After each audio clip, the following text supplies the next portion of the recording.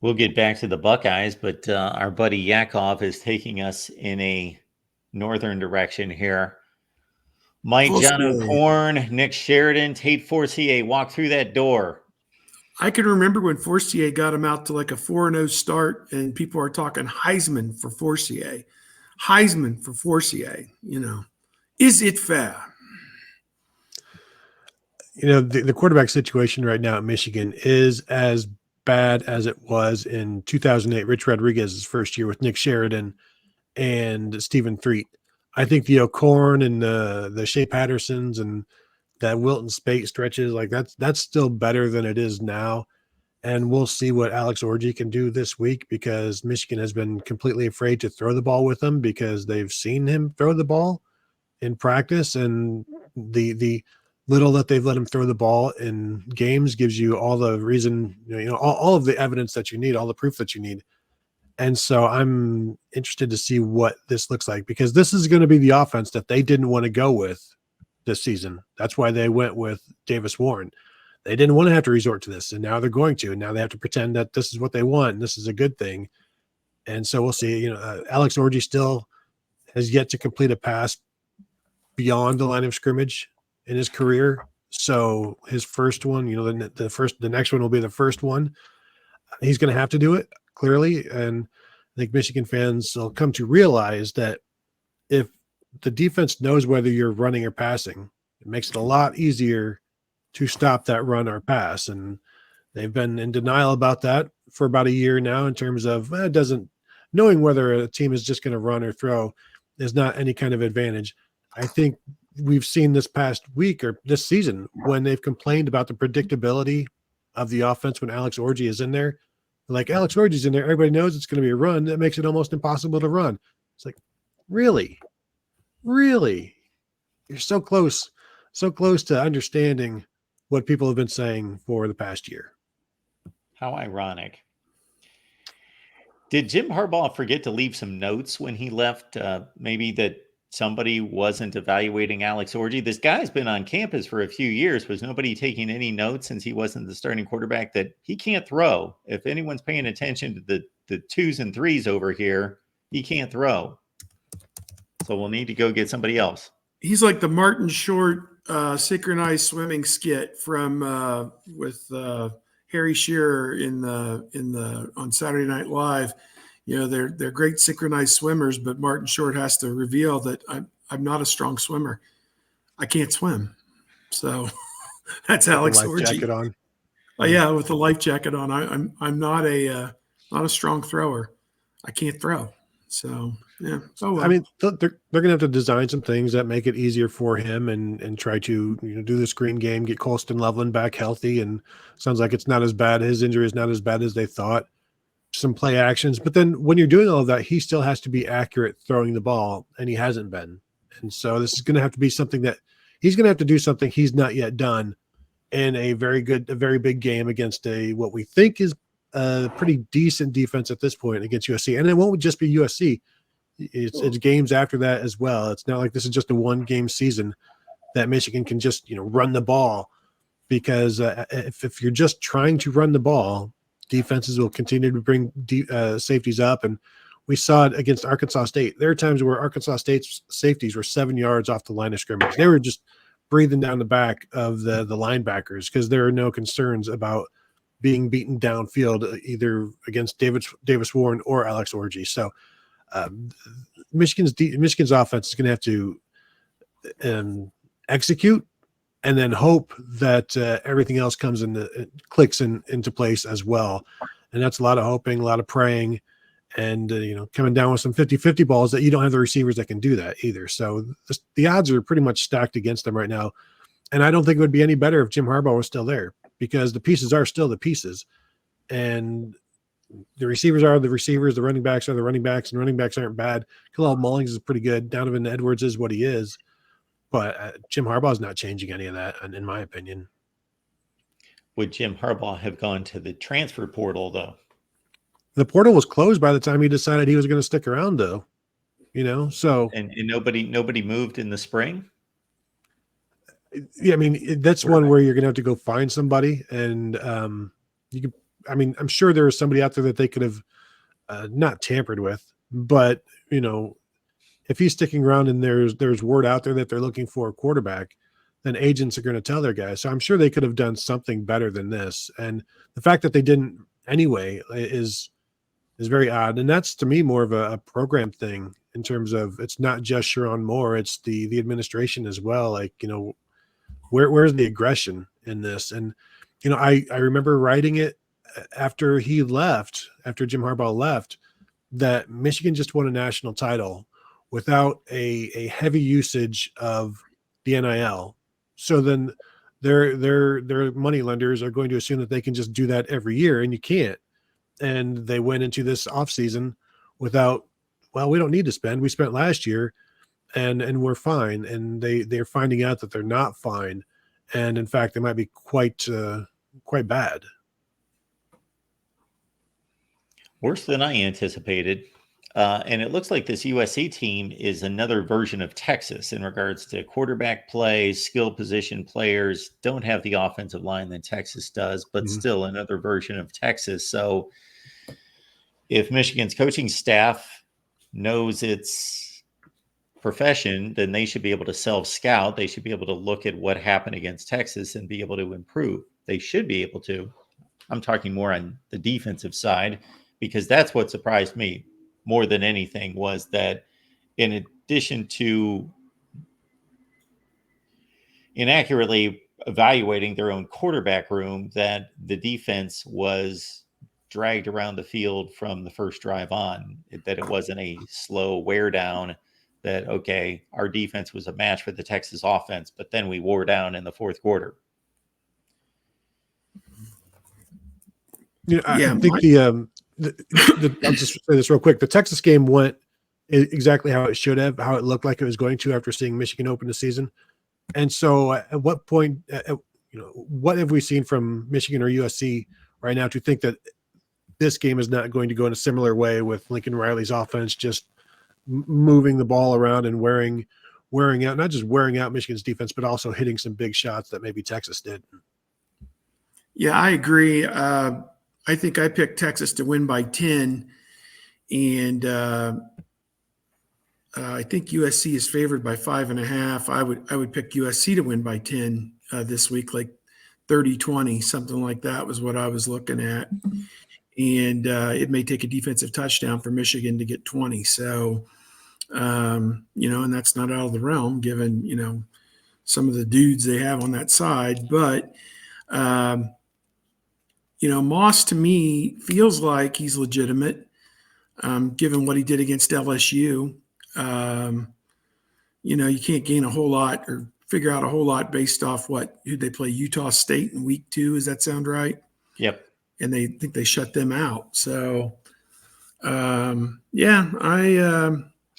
fully believe USC will win the game and cover the 5.5. I don't have any doubt in my mind that they're going to win the game and cover the 5.5, and it's not enough. And I don't know. People are living off last year or something with this Michigan. They don't seem to have it. So, maybe they'll surprise us, but I think it was interesting that Davis Warren set a record last week. He threw 14 passes and none of them ever touched the ground. So that's like a new NCAA record or something. Now, 3 of them did end up in the hands of opponents, but still to not have one throw out of whatever it was, 13 or 14, and none of them at any point touched the ground. That is incredible. I mean, is it surprising? And I don't know how much we need to talk, if this is the Michigan show, it's so be it. But like, when you complete 11 of 14 passes for, 120 or 130 yards, whatever it was, but you throw 3 interceptions, 2 of them pretty bad. The other is not as bad, but still bad. Is that enough to get benched, or is it just, it's not just this one game though. It's the 3 games of 6 interceptions now. And to me, when you watch it, this was as good as it was going to get, in my opinion, in terms of, I don't see Davis Warren, even with more experience, being any better, any more capable of stretching the field. And again, it's not just him, it's the receivers, it's the offensive line. And so then you have to go with a different plan of attack. You have to go with somebody else who can better handle the lack of offensive line and the lack of receivers, and really just lean into the running game. And I think it's going to be a slog, and they're going to have to shorten the game, snap the ball with 3 seconds on the play clock, try to limit possessions. And now I remember the first title of the Michigan Monday this season was Rich Man's Iowa. And I think you got to dial down that income bracket with this Michigan team at this point. This might be, I don't want to say poor man's Iowa, but, check to check, week to week, Iowa. It's a fun comparison to make. We will check in on Iowa's offense here from week to week. Yes, I think they're somewhere in the 50s right now in total offense. Iowa's coming up in a couple weeks too. So, this really has stacked up great for Iowa State. They played, in terms of what you'd say 1 to 10 the opponents are, they played a 1 in Akron, and they played a 3 in Western Michigan. Now they're playing a 4 in Marshall. Next week is potentially a 5-6 with Michigan State. The following week is like a 6.5 or a 7 with Iowa. And then you have a 9 with Oregon the following week. So it's like a stair step. It has gotten tougher each week going, toward Michigan State, Iowa, and Oregon. So, and then you get another week off. So, and, to really reconnoiter and get healthy and get ready for playing 7 games in 7 weeks, and then 3 more playoff games. There it is. It's simple. It's simple. Easy formula. Just check them off one by one. Just follow Steve's plan, and you can't possibly go wrong. Steve, I've got a quick topic.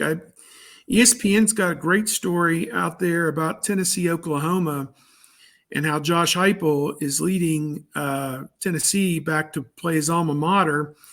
He helped them win the national championship as a player in 2000, and then was on the staff with Stoops for a good long time. And finally, you get elevated to the level of your incompetence, and that's what happened to him. In 2014, they had just a terrible, miserable season, and Stoops offed him. One of the great legends in Oklahoma history, Heupel, got offed in 2014 and kind of had to go back and restart, as a football coach, and, winds up at Tennessee. Well, didn't he have the undefeated season at Central Florida? And then, ends up at Tennessee. And now he's leading Tennessee into play his alma mater, and and of course, Venables was involved in all this as well, because he was on the staff when Heupel was a player at Oklahoma.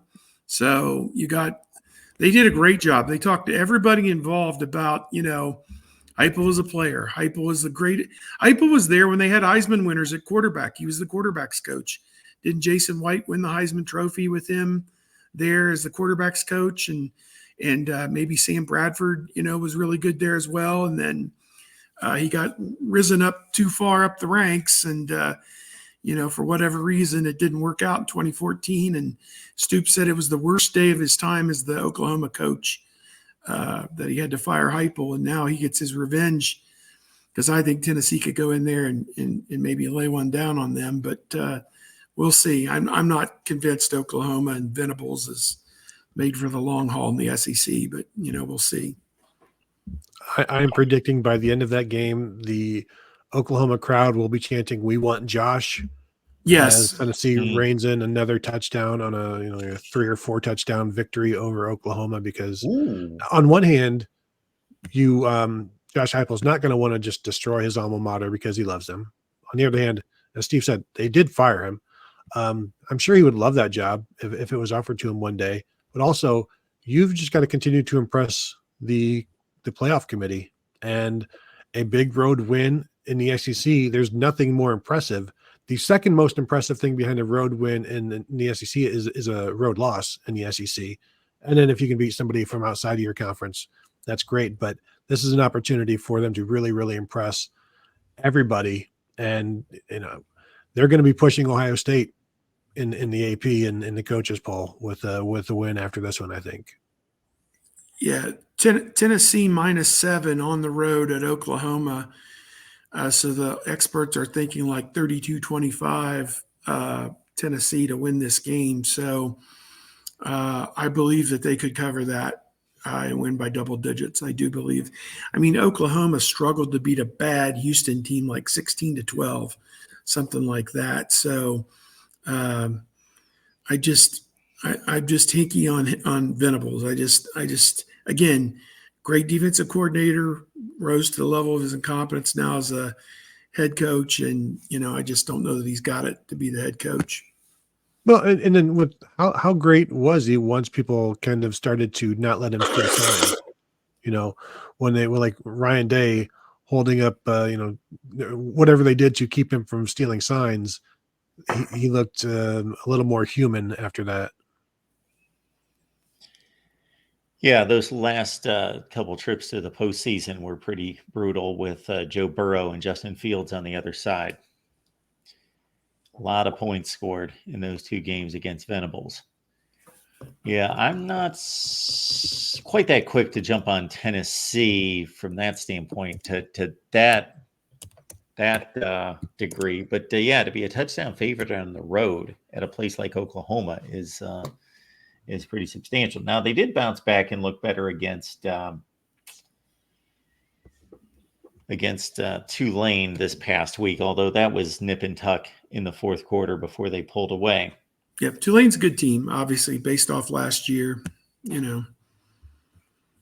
Great breakthrough season that they had.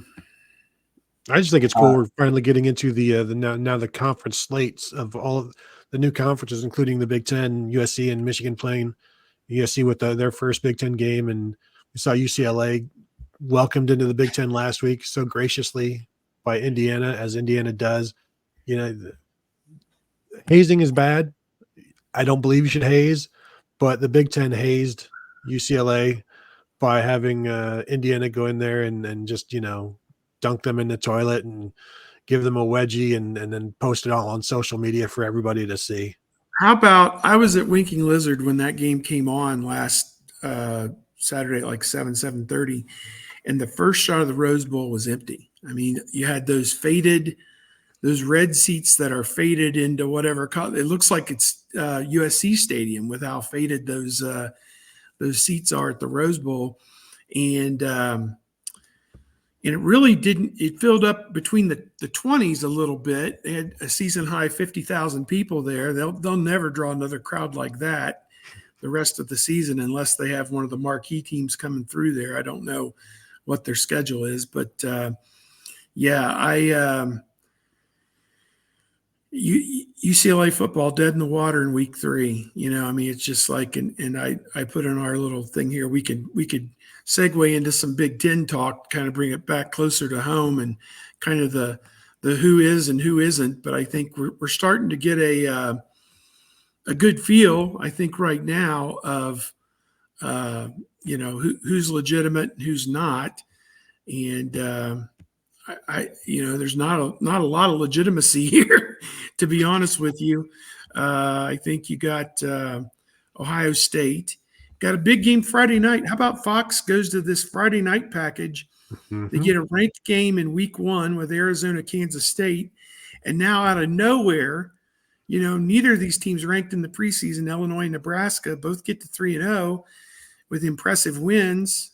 And they're both in the top 25 and get another ranked game this Friday night with Illinois at Nebraska.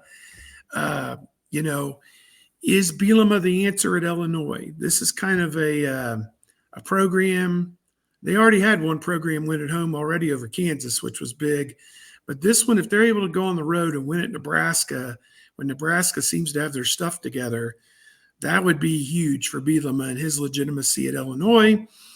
In Rule, the long journey through the desert, 20-some years for Nebraska, is it finally coming to an end? If they can get to 4-0, you would think they've got a pretty good chance of finally making it to a bowl game for the first time in 8 years. So that's one to really hone in on. Ohio State will play Nebraska later on. They don't play Illinois. So, it's like UCLA and Indiana. Ohio State doesn't play either of those teams. And it's like, would I really want to sit there and watch the tediousness of that for 3.5 hours?